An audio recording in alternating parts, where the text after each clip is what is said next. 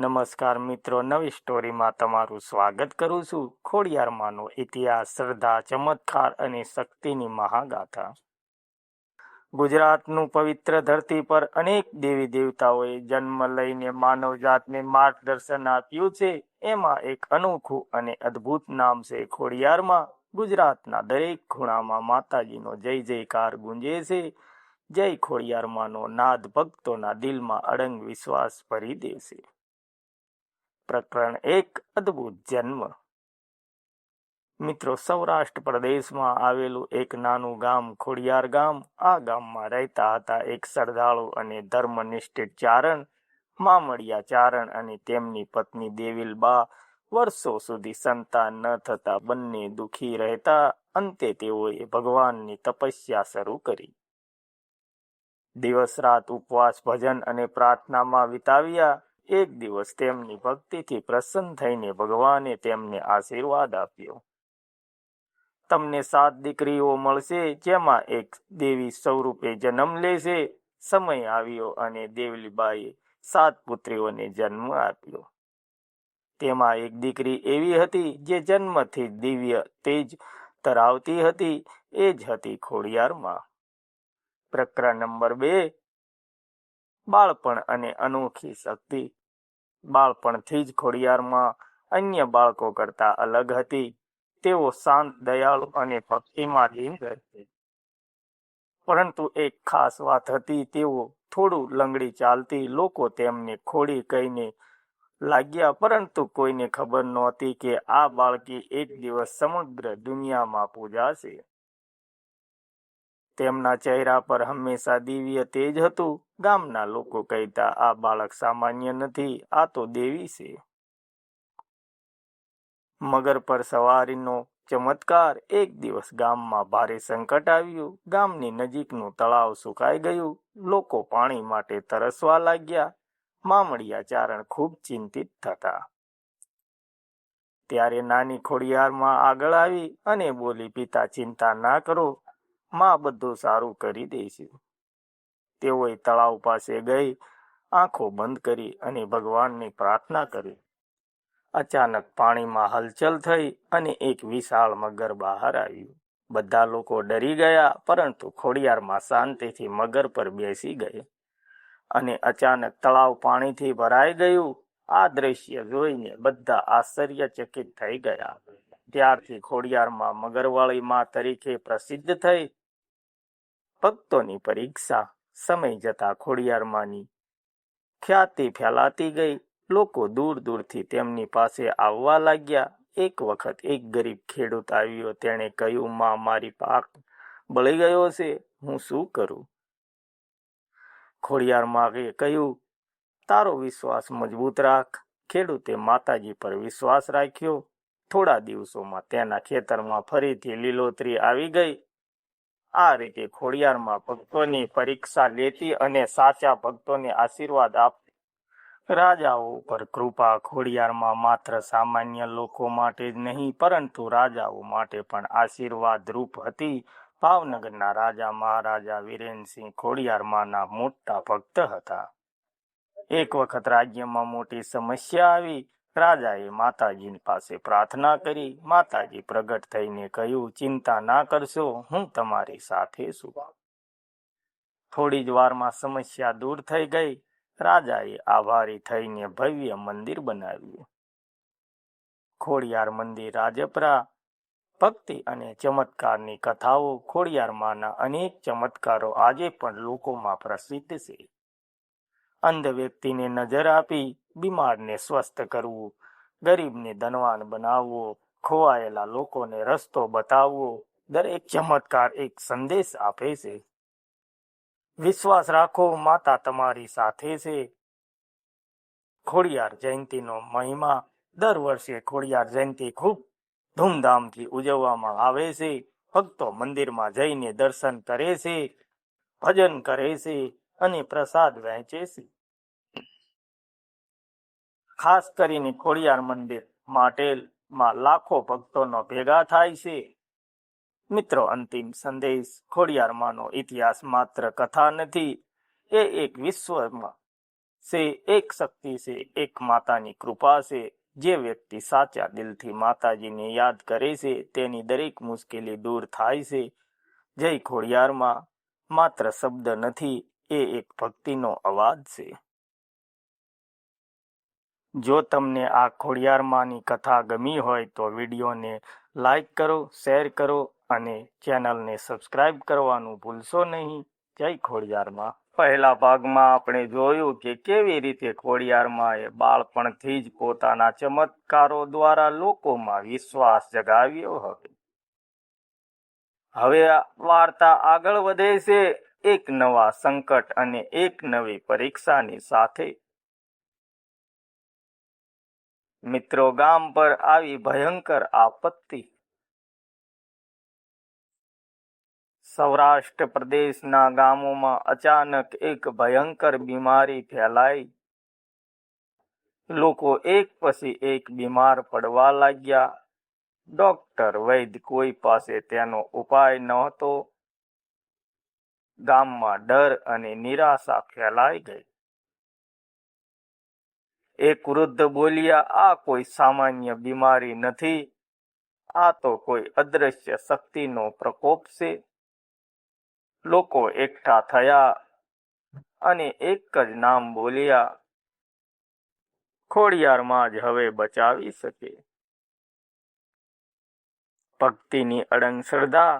ગામમાં એક ગરીબ યુવાન હતો, રમેશ। તે ખૂબ જ ભક્તિભર્યો હતો। તે બોલ્યો, જો માં સાચી છે તો હું તેમને પ્રગટ કરીને બતાવીશ। લોકોએ તેને રોકવાનો પ્રયત્ન કર્યો, પરંતુ રમેશનો વિશ્વાસ અડંગ હતો। તે જંગલમાં ગયો, એક વૃક્ષ નીચે બેસી ગયો અને ઉપવાસ શરૂ કર્યો। દિવસો પસાર થયા, ભૂખ, તરસ, તકલીફ છતાં પણ તે એક જ નામ જપત રહ્યો, જય માં ખોડિયાર, જય માં ખોડિયાર, જય માં ખોડિયાર, જય માં ખોડિયાર, જય માં ખોડિયાર। દિવ્ય દર્શન। 7મા દિવસે અચાનક વાતાવરણ બદલાઈ ગયું। આકાશમાં વીજળી ચમકી, પવન તેજ થયો અને અચાનક પાણીમાંથી એક વિશાળ મગર બહાર આવ્યો। તેના ઉપર બેઠેલી હતી ખોડિયારમાં। તેમના ચહેરા પર દિવ્ય તેજ, આંખોમાં કરુણા અને અવાજમાં શક્તિ હતી। માં બોલ્યા, બેટા, તારો વિશ્વાસ મને અહીં લાવ્યો છે। રમેશની આંખોમાં આંસુ આવી ગયા। માં, મારા ગામને બચાવો। દુષ્ટ શક્તિનો નાશ। ખોડિયારમાંએ આંખો બંધ કરી અને ધ્યાનમાં લીન થઈ ગઈ। થોડી જ પળોમાં એક કાળી છાયા દેખાઈ। એ એક દુષ્ટ આત્મા હતી જે ગામમાં બીમારી ફેલાવી રહી હતી। માએ કહ્યું, તારા દુષ્કર્મનો અંત આવી ગયો છે। એક જ ક્ષણે માએ પોતાના ત્રિશૂલથી તે દુષ્ટ શક્તિનો નાશ કરી નાખ્યો। આકાશમાં પ્રકાશ ફેલાઈ ગયો અને વાતાવરણ શાંત થઈ ગયું। ગામમાં ફરીથી ખુશી। જેમ જેમ દુષ્ટ શક્તિનો નાશ થયો, ગામમાં લોકો સ્વસ્થ થવા લાગ્યા। બીમાર લોકો ઊભા થઈ ગયા, બાળકો હસવા લાગ્યા અને આખું ગામ ખુશીથી ઝૂમી ઉઠ્યું। રમેશ ગામમાં પાછો આવ્યો અને બધાને ઘટના કહી। બધા લોકો એક સાથે બોલ્યા, જય માં ખોડિયાર, જય માં ખોડિયાર। મંદિરની સ્થાપના। આ ચમત્કાર પછી ગામના લોકોએ નક્કી કર્યું કે ખોડિયારમાં માટે એક ભવ્ય મંદિર બનાવવું જોઈએ। થોડી જ વારમાં એક સુંદર મંદિર તૈયાર થઈ ગયું। આજે પણ આ સ્થાન પર ભક્તો જઈને પ્રાર્થના કરે છે અને માતાજીનો આશીર્વાદ મેળવે છે। ખાસ કરીને ખોડિયાર મંદિર, રાજપરા। માં આ ઘટનાની યાદમાં વિશેષ પૂજા કરવામાં આવે છે। વિશ્વાસનો સંદેશ। ખોડિયારમાં એ અંતમાં રમેશને કહ્યું, સાચો વિશ્વાસ હંમેશા જીતે છે. જે મને સાચા દિલથી યાદ કરે છે, હું તેની મદદ કરું છું. અંતિમ સંદેશ. આ ભાગ આપણને શીખવે છે કે મુશ્કેલી કેટલી પણ હોય, વિશ્વાસ ન તોડવો. સાચી ભક્તિથી દેવી દેવતાઓ પ્રસન્ન થાય છે. ખોડિયારમાં હંમેશા પોતાના ભક્તોની રક્ષા કરે છે. મિત્રો, આવી જ ખોડિયારમાંની ચમત્કારી કથાઓ માટે ચેનલને સબસ્ક્રાઇબ કરો, વિડીયોને લાઈક કરો, કોમેન્ટમાં લખો જય માં ખોડિયાર. અહંકારનો અંત અને ભક્તિની જીત. ભાગ 2 માં આપણે જોયું કે કેવી રીતે ખોડિયારમાંએ દુષ્ટ શક્તિનો નાશ કરીને ગામને બચાવ્યું. હવે વાર્તા આગળ વધે છે એક નવા પડકાર સાથે, જ્યાં ભક્તિ અને અહંકાર વચ્ચે ભયંકર ટક્કર થવાની છે. અહંકારી રાજાનો પ્રવેશ. સૌરાષ્ટ્ર પ્રદેશમાં એક શક્તિશાળી રાજા હતો. વિરાટસિંહ તે ખૂબ જ શક્તિશાળી હતો, પરંતુ એટલો જ અહંકારી પણ હતો. તેને પોતાની શક્તિ પર એટલો ગૌરવ હતો કે તે કોઈ દેવતા કે શક્તિમાં વિશ્વાસ રાખતો નહોતો. એક દિવસ તેણે પોતાના દરબારમાં કહ્યું, આ ખોડિયારમાં શું છે? જો સાચી શક્તિ હોય તો મારા સામે આવીને બતાવે. દરબારમાં શાંતિ છવાઈ ગઈ. કોઈને રાજાના શબ્દો ગમ્યા નહીં.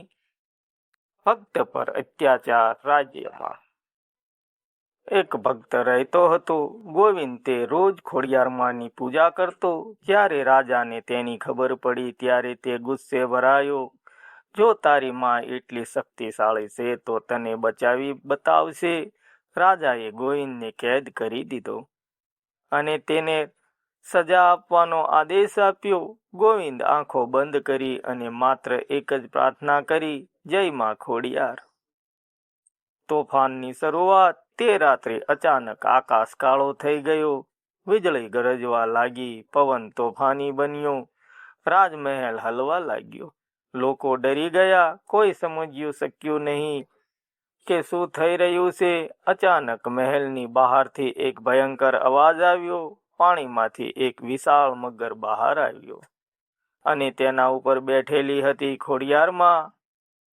રાજા અને દેવી વચ્ચે ટક્કર.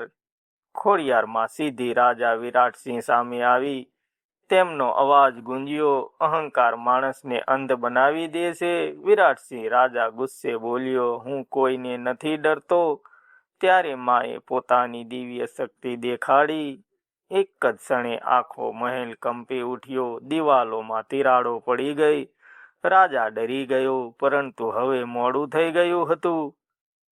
અહંકારનો અંત. ખોડિયારમાંએ કહ્યું, જે ભક્તોનું તું ત્રાસ આપે છે તેનું પરિણામ તારે ભોગવવું પડશે.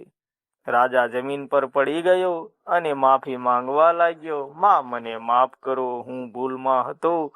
ખોડિયારમાંની આંખોમાં કરુણા આવી. ભૂલ માનવી એ જ સૌથી મોટી શક્તિ છે. માએ રાજાને માફ કરી દીધો, પરંતુ તેને શરત આપી, હવેથી તું પ્રજાની સેવા કરજે અને ભક્તોને ક્યારેય ત્રાસ આપીશ નહીં. રાજાએ માથું ઝુકાવી દીધું. ભક્તિની જીત. ગોવિંદને કેદમાંથી મુક્ત કરવામાં આવ્યો. આખું રાજ્ય ખુશીથી ઝૂમી ઉઠ્યું. લોકો એક સાથે બોલ્યા, જય માં ખોડિયાર, જય માં ખોડિયાર.